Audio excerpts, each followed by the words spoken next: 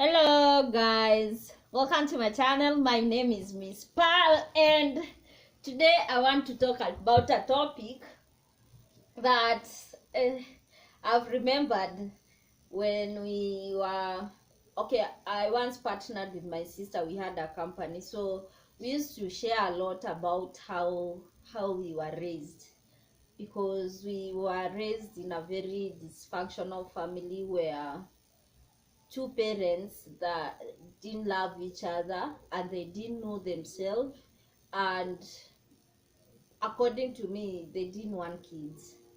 But since they had already done that family thing that we are supposed to get married, we are supposed to, because the traditions are, they say so. So there's a time we were sharing and I was telling my sister how I was telling her I often feel like, no, actually I was telling her we were all married to our father, because one, our mother used us to dump all the things she could not say to him. She used to dump all those negative emotions she had of him. She despised him. She still does, but now they are old, they can't do anything, they are stuck together. Whatever, those marriages that, nah, they are not my marriage, I don't want to judge. But I used to tell my sis then that we were all married to our father because our mother used us to dump all the emotional baggages of him onto us. So we went around, I always walked around like this old show because of what I was thinking, and yet I was a child. So when I remember those days, how our mother like used to, she would dump all these things to her, and then when we tried to advise her, let's leave, we don't have to stake this shit, we don't have to live here, she was also very afraid of being a single mother. So she ended up having to please the society, somehow that image of a perfect family from the outside, and yet inside there was no love at all. There was absolutely no love. We didn't understand ourselves. We didn't have anyone to run to. You could not run to your father because he would have told you, enda kwa mama yako. When you go to your mother, your mama yako now, you are often told, Digivia, leave me alone. You see, so we were emotionally like imbalanced. These things I've had to learn them when I'm an adult and I'm going through therapies. The therapy is the one who's helped me understand the identity I have was that of, I created. It's not really my identity, but the identity that was created as a result of that situation. What went transpired in that family is the identity I have. So that's okay, that identity I've already dropped. I know myself now and I'm so thankful. Thank you, Lord. I know it was not my fault that these people behaved the way they behaved. I also know that it is as a result of how they too were raised into such circumstances of abuse. But it is no excuse to abuse someone else because you were abused. That point needs to be driven home. Just because you were abused is not correct for you to abuse the next person.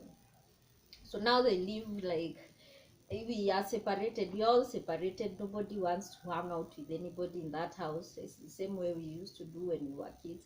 At least now we are grown. Now everyone is just living their own life, and I think it's for the best. I'm actually happy I'm out of that dump family.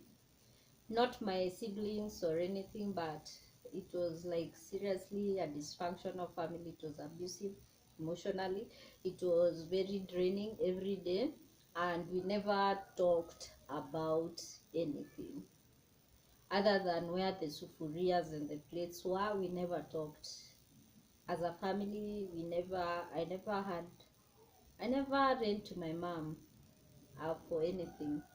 I don't know what a mother's love is. I only know how to be judged by a mom, how to be told everything that is wrong with me, and if there's anything good about me was shush shush, it was kept quiet. So I grew up with very low self-esteem, but you already know we hide behind money.